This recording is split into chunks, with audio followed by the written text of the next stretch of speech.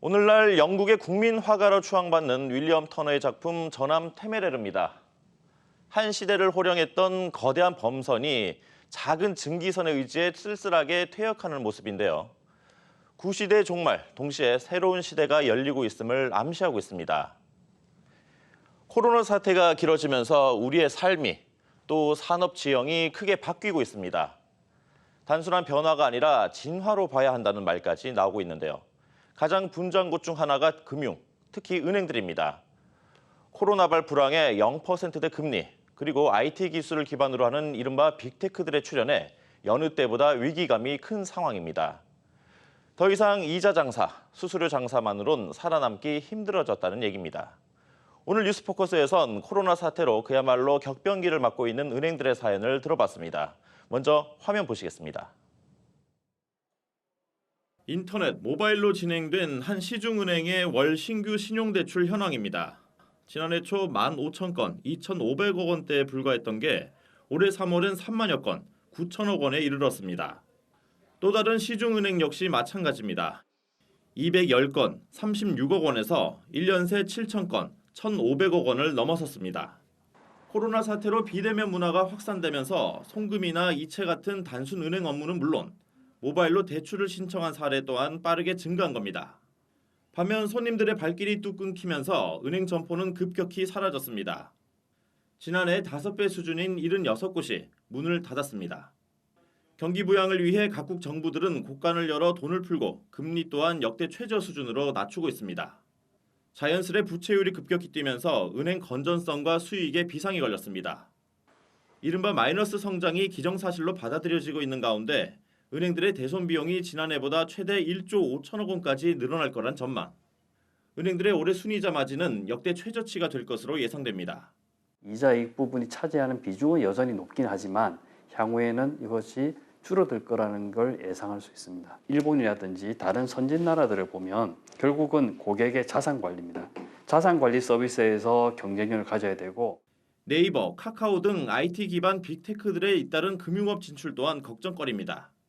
당장은 아니어도 가까운 미래, 이들 빅테크들의 인기에 밀려 자리를 뺏길까 걱정해야 하는 처지에 놓였습니다.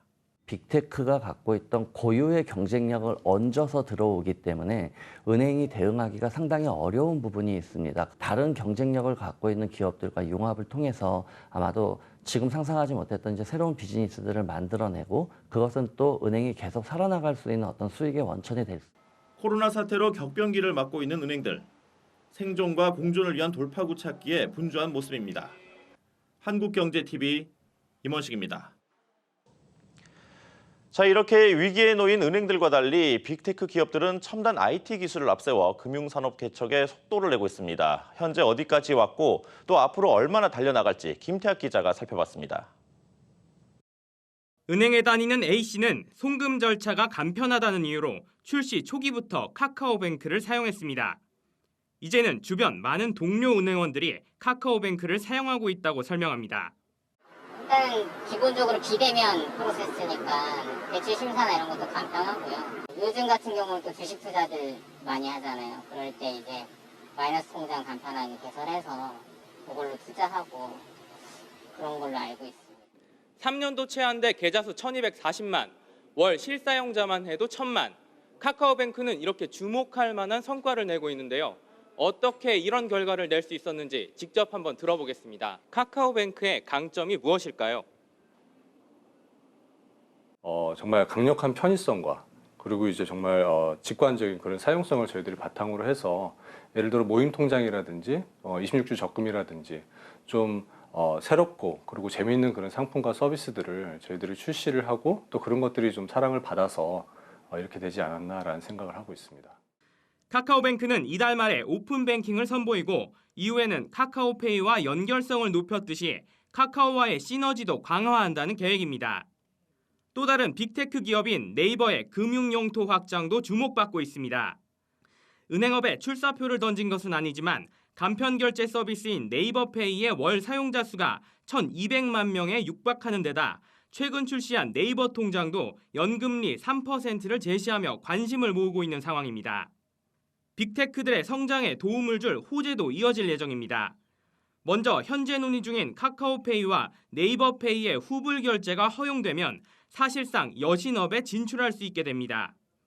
여기에 8월 개인이 자신의 정보를 적극적으로 관리하는 마이데이터 사업이 시행되면 이들의 영향력은 더욱 커질 것이란 예상이 나옵니다. 쇼핑과 모빌리티 등 사용자 삶 전반에 뿌리내린 네이버와 카카오가 활용할 수 있는 정보가 무궁무진할 것이라는 설명입니다.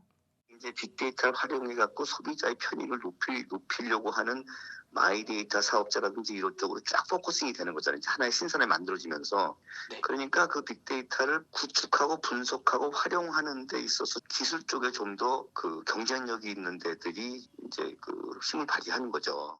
인터넷 은행에 출사표를 던진 K뱅크와 토스도 사업을 본궤도에 올리기 위해 최선을 다하고 있는 상황.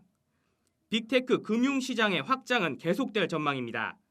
다만 전문가들은 최근 연이어 벌어진 부정결제 등의 사고에 대해 검증이 끝나지 않은 상황이기 때문에 소비자들의 우려를 불식시키기 위한 빅테크들의 노력이 필요할 것이라 전했습니다. 한국경제TV 김태학입니다.